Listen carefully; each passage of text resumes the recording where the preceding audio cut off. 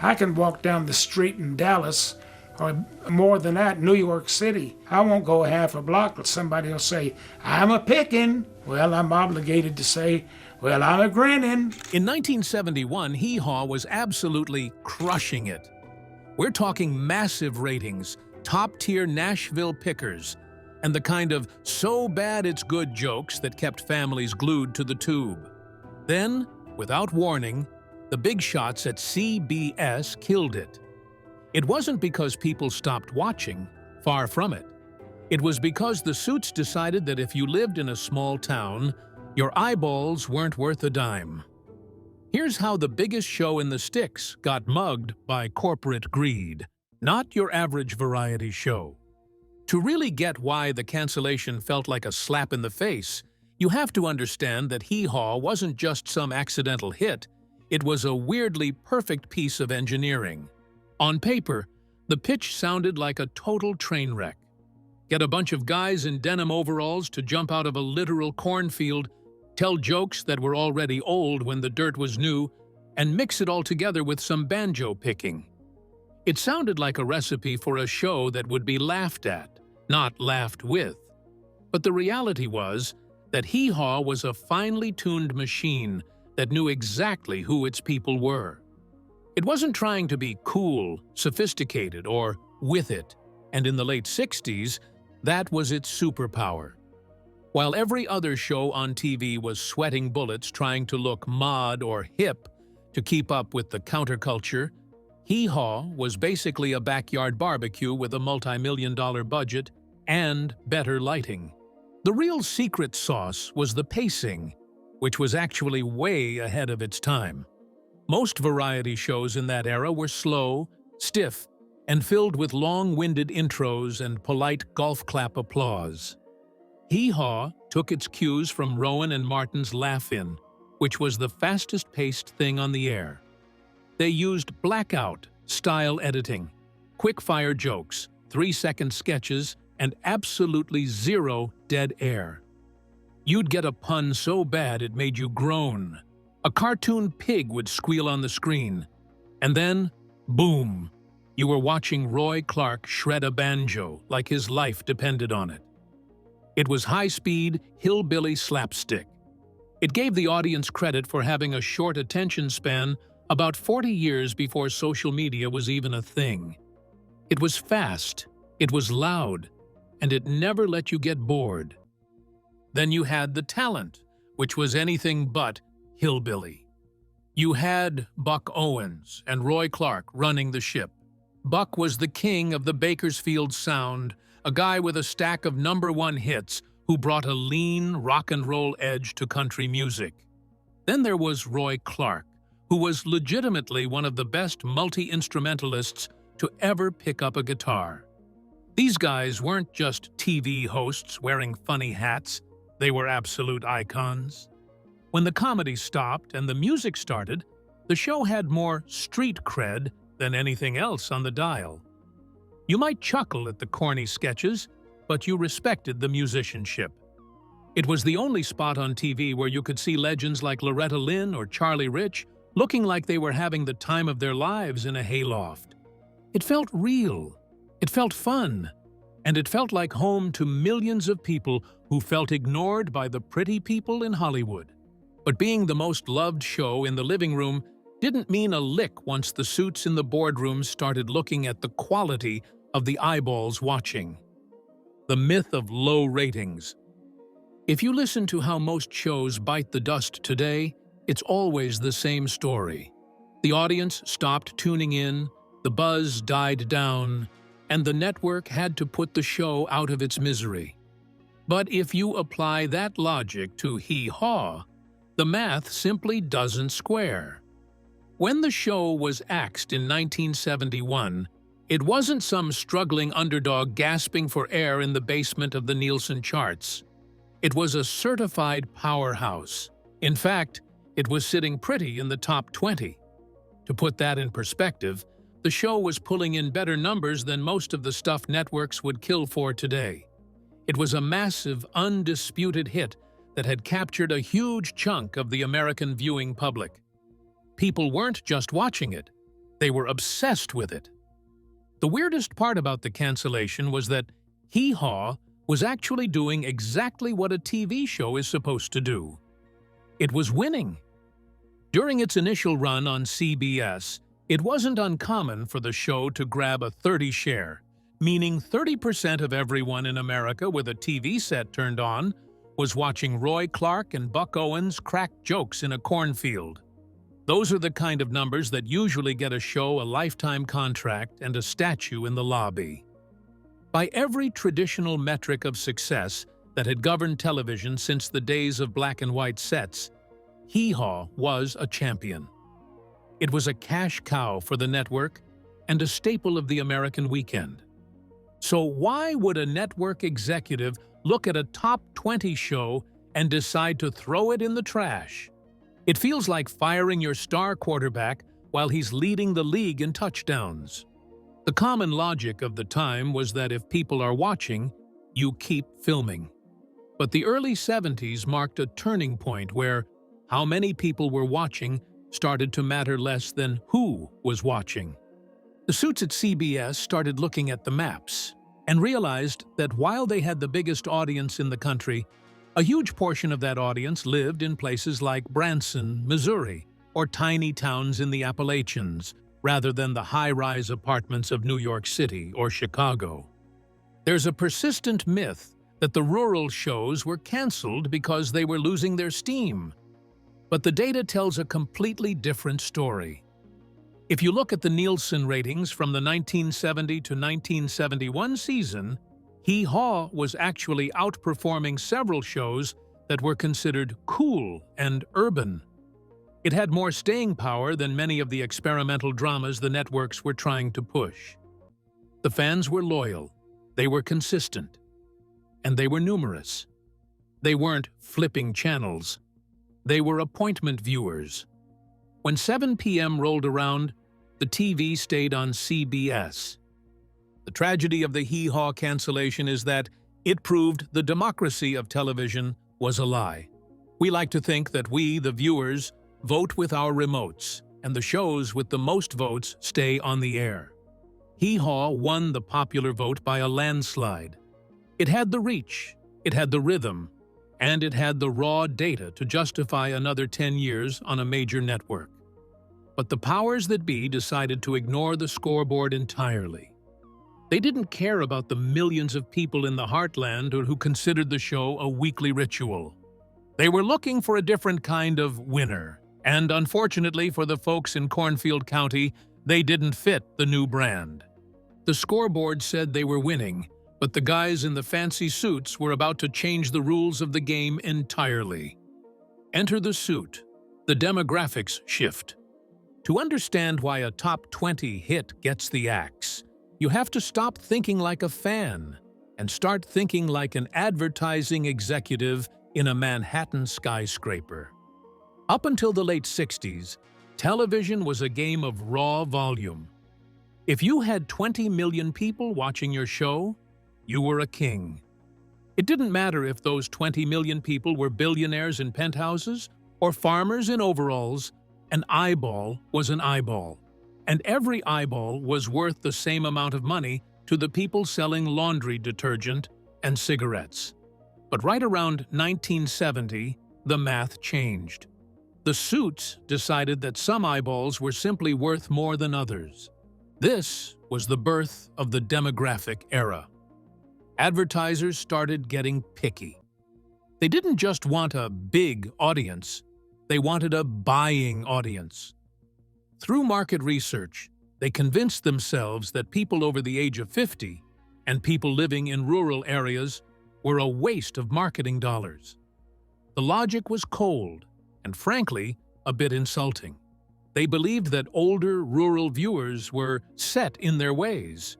If you'd been buying the same brand of coffee for 30 years, a flashy 30-second commercial wasn't going to make you switch. On the flip side, the young, hip, urban crowd in their 20s and 30s were seen as fickle and aspirational. They had disposable income, they were still forming brand loyalties, and they lived near the big department stores where the high-end products were sold. Enter Robert Wood, the president of CBS at the time. He looked at the network's roster and saw a sea of hay. CBS was the most popular network in America, but it was also the oldest and most rural. Wood was terrified that if CBS didn't change its image, it would become the Grandpa Network. Highly watched, but totally broke, because advertisers would refuse to pay premium prices for low-value viewers.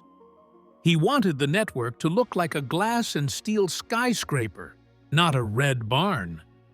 He wanted shows that reflected the tension, the grit, and the relevance of city life.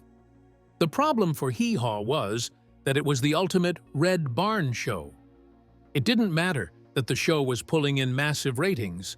The quality of those ratings was considered bottom tier by the Madison Avenue crowd. The suits started using a term that would become a curse word in the industry: the wrong audience. Every time Hee Haw went on the air, it attracted millions of people who lived in flyover country. To the executives, those millions of viewers were practically invisible. They weren't the people buying the trendy new cars or the high-fashion clothes. They were the people buying tractors and work boots. And in the eyes of a network trying to be metropolitan, that was a death sentence. This wasn't just a business decision, it was a cultural shift. The people running the networks in New York and Los Angeles were increasingly disconnected from the people living in the middle of the country. They looked at the overalls, the hay bales, and the "pfft, you was gone" sketches and felt a sense of prestige embarrassment. They felt that Hee Haw made the network look unsophisticated. Even if the show made money, it didn't provide the brand identity they craved. They wanted to be the network of All in the Family and the Mary Tyler Moore Show, shows that felt like they were happening in the real world of the 70s, not some timeless cornfield where nobody ever mentioned Vietnam or civil rights. This demographic pivot was a radical gamble. Robert Wood and his programming whiz, Fred Silverman, were essentially saying they would rather have a show with 10 million urban viewers than a show with 20 million rural viewers. It was a move that ignored the basic democratic principles of popularity in favor of the specialized greed of targeted advertising. Hee Haw was the biggest target on their map because it was so unapologetically country. It didn't try to hide its roots, it leaned into them. And in the new world of the suit, those roots were exactly what needed to be dug up and thrown away. The irony here is that the people watching Hee Haw actually did buy things. They bought cars, they bought soap, and they certainly bought records. But because they didn't live in the right zip codes, they were treated like they didn't exist. The suit didn't care about the art of the banjo or the skill of the comedic timing. He cared about the psychographics of the consumer. And according to the charts on the boardroom wall, the people in Cornfield County just didn't have the right profile. It was the first major instance of television telling a massive portion of its audience, "We don't want your kind of money." But Hee Haw wasn't the only one on the chopping block. It was just one name on a hit list that would eventually be known as the most cold-blooded massacre in TV history. The hit list. The 1971 Rural Purge. If you think Hee Haw was the only one that got done dirty, you've got to look at the bigger picture. This wasn't a sniper shot, it was a carpet bombing. In the industry, we call it the Rural Purge, and it remains one of the most cold-blooded moves in the history of broadcasting.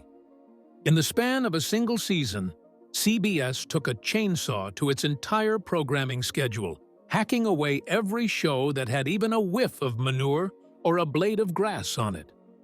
They didn't just cancel the losers, they executed the winners.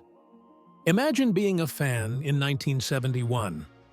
You turn on the TV, and suddenly, the entire world you know is gone. The Beverly Hillbillies, which had spent a decade as a cultural cornerstone, was axed. Green Acres, a show that was basically surrealist art disguised as a sitcom, was tossed. Mayberry RFD, the successor to the legendary Andy Griffith Show, was sent packing despite sitting at number 15 in the national ratings. It was a total wipeout. One famous quote from the time, often attributed to actor Pat Buttram, who played Mr. Haney on Green Acres, summed it up perfectly. CBS canceled every show with a tree in it, including Lassie.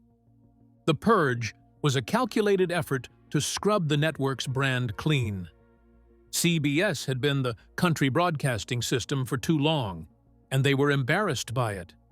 They didn't want to be associated with cornpone humor anymore. They were looking at the social upheaval of the 70s, the protests, the civil rights movement, the changing roles of women, and they felt that shows about pig farmers and small-town sheriffs made them look like they were stuck in the 50s. They wanted relevance, which in TV speak meant stuff that happens in a city. What made the hit list so shocking was the sheer arrogance of it. Usually, a network cancels a show because it's losing money. But these shows were still cash cows. They were still pulling in 30 and 40 million viewers. By killing them off, CBS was essentially leaving money on the table just to prove a point. They were betting that they could force those rural viewers to watch sophisticated city shows, while simultaneously luring in the urbanites who had previously tuned out. It was a scorched earth policy. They didn't just want to add new shows. They wanted to erase the old ones from the face of the earth to make sure the brand was pure. Hee Haw was arguably the most rural of them all. While the Beverly Hillbillies was a scripted sitcom, Hee Haw was a lifestyle. It was a weekly celebration of a culture that the New York executives found tacky. When the cancellation notice came down, it wasn't because the show had failed the network. It was because the network felt the show was failing their image. They didn't want to be the network of the banjo anymore.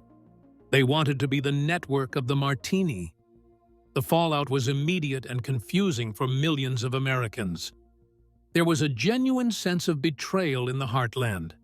People who had been loyal CBS viewers for 20 years suddenly felt like the network didn't want them in the clubhouse anymore. It was the first time a major medium openly signaled that Middle America wasn't the target audience. The Purge created a vacuum in the culture. It left a massive, hungry audience with nothing to watch, sitting on their sofas wondering where their friends in the cornfield had gone. But as the saying goes, one man's trash is another man's treasure. CBS thought they were throwing Hee Haw into the dumpster, but they were actually throwing it into a gold mine. Because while the network didn't want the wrong audience, local station owners across the country knew those viewers were still there. They still had their wallets open, and they were still itching for some pickin' and grinnin'. The networks thought they had the final word, but they forgot one thing. They didn't own the airwaves, and they certainly didn't own the fans. The Fred Silverman philosophy. If Robert Wood was the architect of the rural purge, then Fred Silverman was the guy swinging the sledgehammer. To understand why Hee Haw was sent to the gallows, you have to understand the Silverman philosophy. Fred Silverman was a programming genius, the only man to have been the head of programming at all three major networks, CBS, ABC, and NBC. But in 1971, his mission at CBS was simple: modernize or die. He wasn't interested in what worked yesterday. He was obsessed with what would define tomorrow. And to Silverman, the future didn't involve hay bales. Silverman's philosophy was built on the idea of urban relevancy. He believed that television should be a mirror of the contemporary world, reflecting the grit, the politics, and the social shifts of the 70s. He wanted shows that people would talk about at a cocktail party in Manhattan, not shows that people watched while shucking corn in a barn. To him, Hee Haw was a relic. It was a static show, meaning it didn't evolve, it didn't challenge the viewer, and it certainly didn't address the Vietnam War or the feminist movement. In Silverman's eyes, that made it low-quality television, regardless of how many millions of people were tuned in. This was the era of the prestige pivot. Silverman wanted to trade in the easy laughs of Cornfield County for the edgy, provocative humor of All in the Family. He believed that by replacing hick shows with hip shows, he could capture a younger, more educated audience that would stick with the network for decades. It was a ruthless brand of social engineering. He wasn't just picking shows, he was picking which Americans mattered most to the culture. If you were a young professional in a city, Fred Silverman was your best friend. If you were a rural viewer who just wanted to hear some good fiddle playing, Fred Silverman was the man who took away your favorite hobby. The irony of the Silverman approach was that it was incredibly successful. He launched the golden age of the sitcom, bringing us the Mary Tyler Moore Show, MASH, and the Bob Newhart Show. But that success came at the cost of alienating an entire segment of the population. Silverman's philosophy effectively split the country in two. On one side, you had the sophisticated urbanites who were being catered to with smart, socially conscious programming. On the other side, you had the forgotten audience, the millions of people who felt that the networks had become snobbish and elitist. Silverman famously didn't care about the backlash. When Hee Haw and the other rural hits were canceled, the mail rooms at CBS were flooded with thousands of letters from angry viewers. Silverman and Wood reportedly ignored them. To them, those letters were just proof that they were reaching the wrong people. They saw the anger of the rural audience as a sign that their plan was working. They were successfully purging the old CBS to make room for the new. Ultimately, the Silverman philosophy changed the DNA of television. It moved the medium away from being a broadcaster, something for everyone, to being a narrowcaster, something for a specific profitable group. Hee Haw was the first major casualty of this shift. It was a show that was too broad, too simple, and too uncool for a man who wanted to turn CBS into the ultimate urban brand. Silverman got the prestige he wanted, but in the process, he taught the makers of Hee Haw a valuable lesson. If the network doesn't want you, find a way to work without them. Silverman thought he'd killed the beast, but all he really did was force it to evolve into a whole new kind of monster. The ultimate I told you so, syndication. When the axe finally fell, the executives at CBS probably expected Hee Haw to go quietly into that good night, joining the scrap heap of forgotten variety shows. They figured that without the massive engine of a national network behind it, a show about a cornfield would just wither away. But the producers of Hee Haw, Sam Lavullo, and the team at Yonge Street Productions weren't ready to start digging a grave. They knew something the suits in New York had forgotten. Those 20 or 30 million viewers didn't just vanish because a CEO signed a memo. They were still sitting there, remotes in hand, looking for their favorite show. Instead of begging for a spot on another network like NBC or ABC, the producers did something radical for the time. They went into first-run syndication. This meant they bypassed the big three networks entirely and sold the show directly to local stations across the country. It was a massive gamble. In the early 70s, syndication was usually where old reruns went to die, not where a hit show went to live. But Hee Haw wasn't a rerun. It was fresh, it was new, and it was exactly what local station managers in places like Nashville, Tulsa, and Des Moines were starving for. The result was a total "I told you so" moment that resonated through the entire industry. Within months, Hee Haw was cleared on over 200 stations, covering nearly 90% of the United States. In many markets, The show actually pulled in better ratings in syndication than it had on CBS.